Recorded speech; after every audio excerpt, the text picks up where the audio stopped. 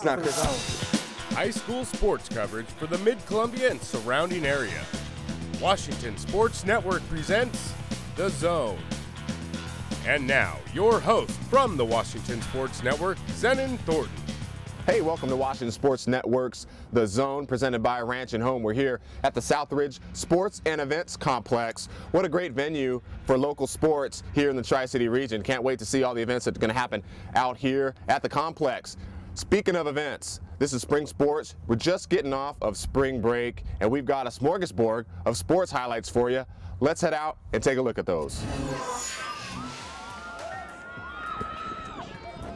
Lane 5, West Bailey for me.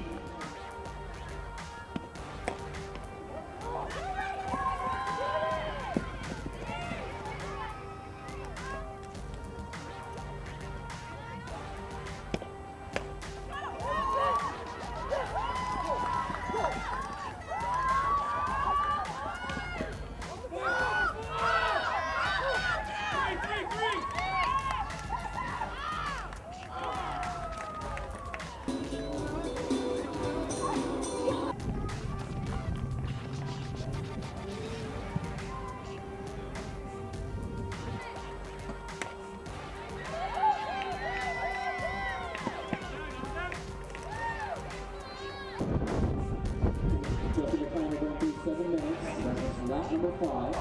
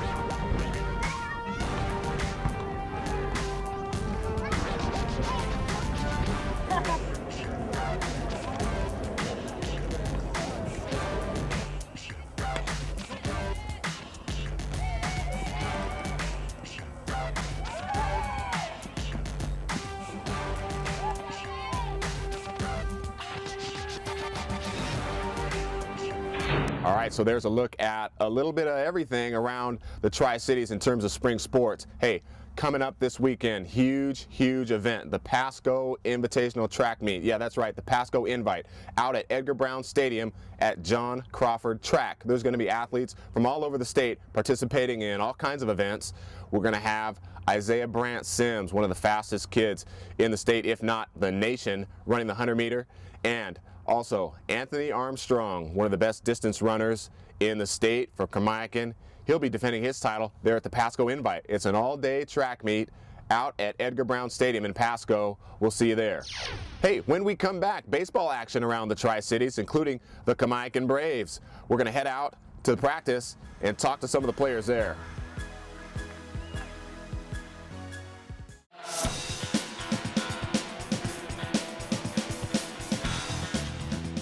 Hey, welcome back to Washington Sports Network's The Zone, presented by Ranch and Home. Baseball season, it's in full swing. League play starts this week. In fact, we're out here at the ballpark, and we're going to take you out to Kamiakin, where we got a behind-the-scenes look at the Kamiakin Braves. Talk about the experience last year, heading over to state, playing Mount Si over there, lost in the semifinals, but just talk about last year's experience at state. It's definitely a one-in-a-lifetime chance, you know. It was awesome. We got to go there, and the group of guys I was with is just awesome. I mean, we had a bad mishap, but it happens, you know. So I guess we just got to see what we can do this year. So far, we're pretty happy with our performance. We're 4-1. We lost to Mount Si in a heartbreaker. We got thrown out at the plate just like last year. So we're looking pretty good right now. I'm feeling pretty confident about the team. Team goals, personal goals for the season? We have a lot of goals this year. We want to go back to the state semis like we did last year, try to redeem ourselves. We played Mount Si close this year, and we think that they're one of the better teams in the league. So if we can hang with them, we definitely can get back there and do what we did last year, and if not, do better. Just talk about your expectations for this year. We expect to, win a championship. That's what we play for every year, and we don't want to come away with anything less than that, or we won't be happy with ourselves. So how'd you get that nickname, Turtle? Oh, growing up, I was a really unathletic kid. My dad likes to make fun of me a lot, but now I'm faster than anybody who calls me that name, so it's just a joke now. You redeemed it. That's right. Hey, just talk about the season so far. I know it's pretty early, but just talk about how you guys are feeling out there.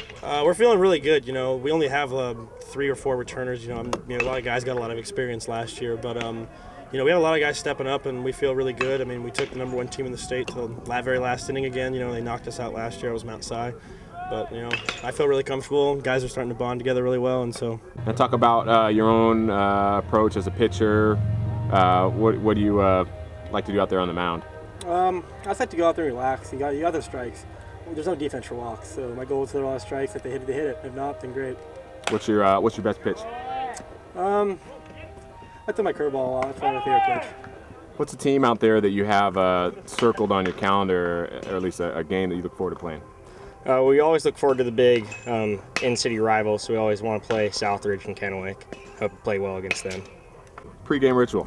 Always got to have a dooski before the game. Mountain Dew. It's my favorite thing before the game. Always got to have a bottle of it. Seeds, David's or Spitz? Neither. Bigs. Bigs, and what flavor? Bacon and ranch mixed. I'm not really big into seeds. I usually don't chew much or spit seeds that much. Never really have, and don't want to start now since we've playing real well. Biggs Ranch. Biggs Ranch. And if you want to go a little tasty on, you got to do Biggs Ranch and sizzling bacon together. I got to have a David's and ranch. I've always had that. That's always been a good one of mine. Who's the biggest clown on the team? Definitely Jesse Hauser. Okay, who's the second biggest? Second biggest clown? Probably Turtle, Andrew Castillo. We mess with him the most. Who's the biggest clown on the team? Besides myself or me? Do you do any, can you impersonate your coach? What's a saying that Coach Carey uses? Oh, sick. Nose over toes! How's that? That's great. That's great. Hey, when we come back, baseball action behind the dish. This is an up-close look at Hanford catcher mic'd up out at practice. We'll be right back on The Zone.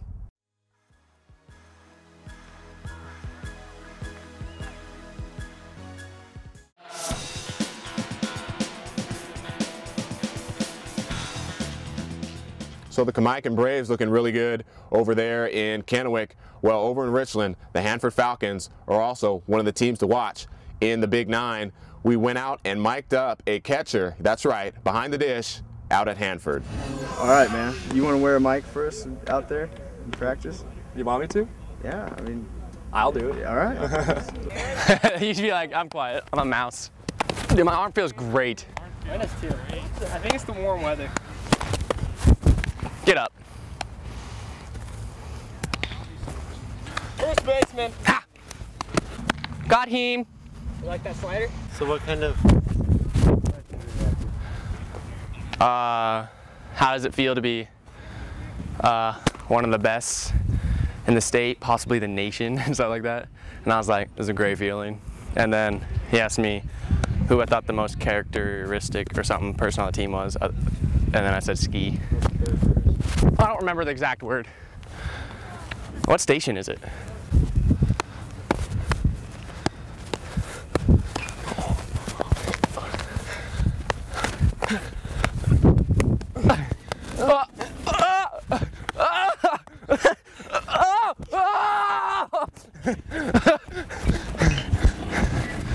A croissant. I want a croissant. A croissant. What would you like? A croissant. I'm sorry, sir. What was that? A croissant. Think they can hear it through that? Who cares if they can? It's a great day. You can't skip throwdowns today, Coach. No, I figured you'd be asking for that. Oh boy. Knees hurt yet?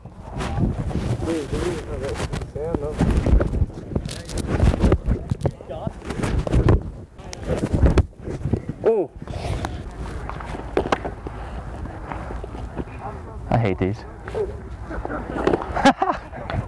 Can you throw him harder? Oh boy.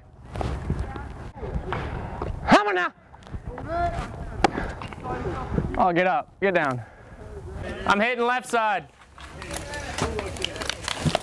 I always hit left side. That's so nice out. Me? Coach, I don't get fired. If I make AJ look like that, Coach, I can't get fired. Coach, I'm looking better than you right now. Oh yeah? You want to cheat me? Where am I going to hit it? You don't know where I'm going to hit it, do you? Straight up. Play me straight up. You want to play me straight up? Oh, that's not your broken bat. Yeah. I'd say it's broken. You broke my fungo? It wasn't me, Coach. Coach Fernelli just put it in my hand. It is broken, though. All right, so behind the scenes look there at Hanford and their catcher. We're here at the Southridge Sports and Event Complex, a brand new facility. This is just great. We had an opportunity to talk to the Tri-City Elite football team. That's right, it's an 8th grade all-star team. It's going to be headed over to Tacoma, participating in an all-star game here next month. We talked to some of the players and coaches. Let's have a listen. All right, here with James Canada, head coach of Tri-City Elite. Coach, tell us talk about Tri-City Elite football team. Well, the Tri-City Elite football team is an 8th grade select team. And what we're doing is we're getting the best 8th graders from the Tri-City area, and we're putting together a football team, a football program, and we are going to go over to Tacoma, Washington, and we are going to play select teams from Auburn as well as Seattle in kind of an 8th grade showcase. And like Coach Canada was saying, it's a great opportunity to give back. I wouldn't think of it any other way. I always wanted to work with kids. I'm very passionate about the Tri-City area. I always just seen big things for the city. Now looking back on it, I wish we had something like this that's going on. Now this is a great opportunity for these kids, you know. Possible, you know, later down the road, scholarship opportunities, you know, not to sell these kids short. So I'm really, really happy to be a part of the Elite. Many years ago, I started coaching middle school ball, and the only regret I've ever really had is that I've learned so much since back then that I wasn't able to really coach at the level that I can today. So I felt like it was important for me to be part of this so that I could pass on the knowledge I've gained since then and pass it on to the 8th graders here. My name is Jamil Woodhouse, and I am attending at Highlands Middle School and thinking about attending at Kamiakin High School for football. For Highlands football, I think we had a good season, made some good plays, made a 95-yard touchdown, kick return, and I think the coaching staff is really good. They work you hard and teach you good technique for the game of football. I'm Levi McBride. I'm going to McLaughlin, and I'm planning to attend Chihuahua. McLaughlin was pretty good football-wise. I think we went undefeated. I learned a lot in the 2 years I was there as a football. I'm Adrian Navarrete. I'm attending at McLaughlin Middle School, and I'm heading to Chihuahua High School. And I came to the Tri-City Elite because I want to get more time playing football and try and get better. I knew I wanted to work with kids. That's why I'm starting my own personal training business, Wright Jackson Athletics. I just want to help these kids. I want everybody's dreams to come true. I'm a firm believer that if you have a dream and have a goal, go get it. You know, nobody can take it away from you except for yourself. And I want to help, you know, the youth of the Tri-Cities get there. So just one of the things happening out here at the Southridge Sports and Events Complex. When we come back, we've got rankings, and more rankings. State rankings baseball, Manny Melito's power rankings, right after the break.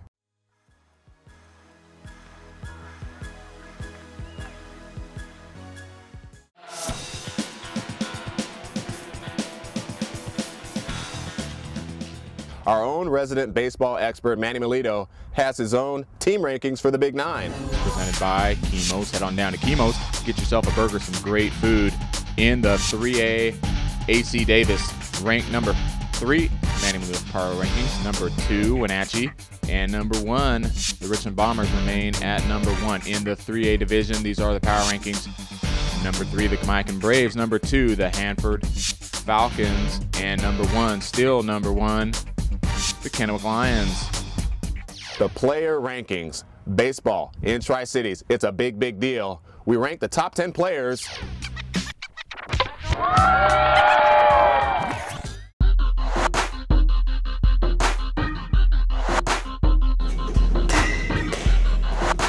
All right, Manny Melito down here live from the new location of the batter's box.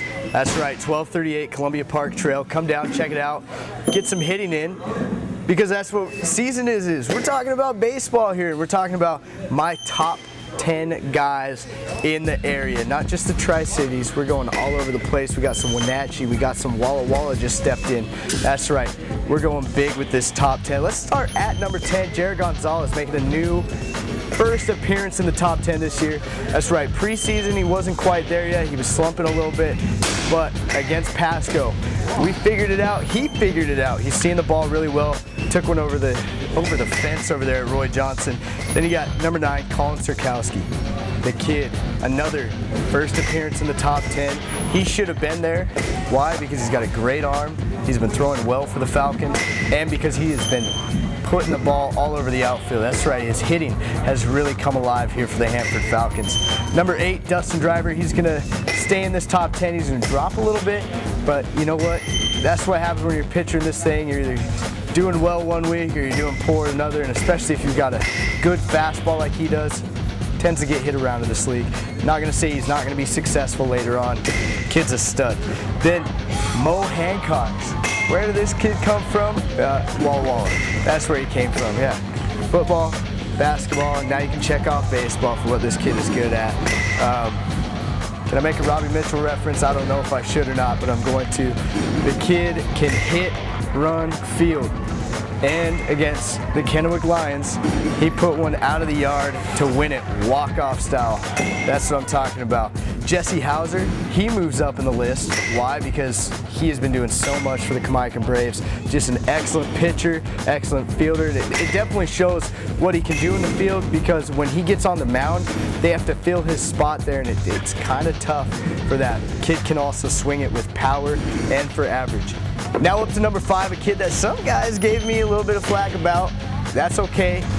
Number 5, Stetson Plew for the Kamiakin Lions, left-handed pitcher. He's been throwing really well, and if you haven't seen what he did against Pasco, maybe you should have been there. 38 pitches, all of them fastballs, complete game, 2 hits. That's what this kid can do, and he is the horse for the Kamiakin Lions right now. Absolutely fantastic left-handed arm right.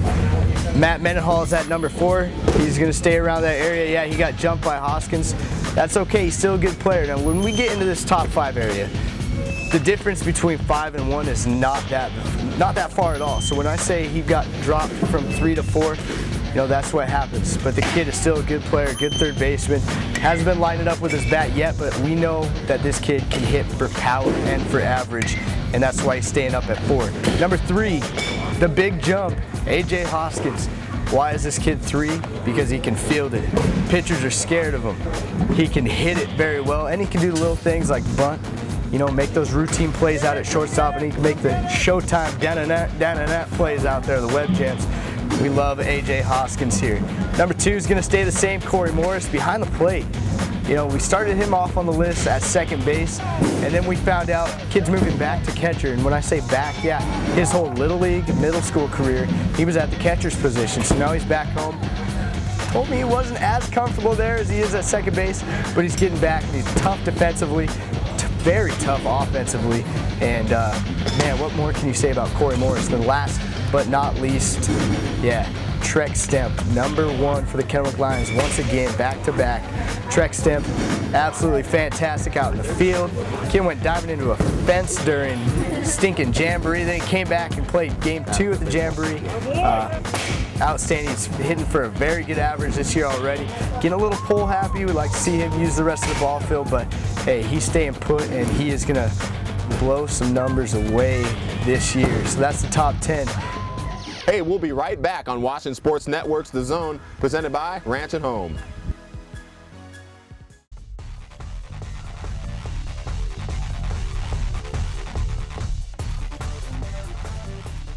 Welcome back to Washington Sports Network's The Zone, presented by Ranch and Home. It's been a great show. We'd like to thank you for joining us. But before we go, we'll talk about some of the things that are coming up around the Tri-Cities, including the Pasco Invite. That's right, the Pasco Invitational Track Meet happening out at Edgar Brown. That'll be Saturday, all-day event. Weather should be great. The athletes are certainly going to be great.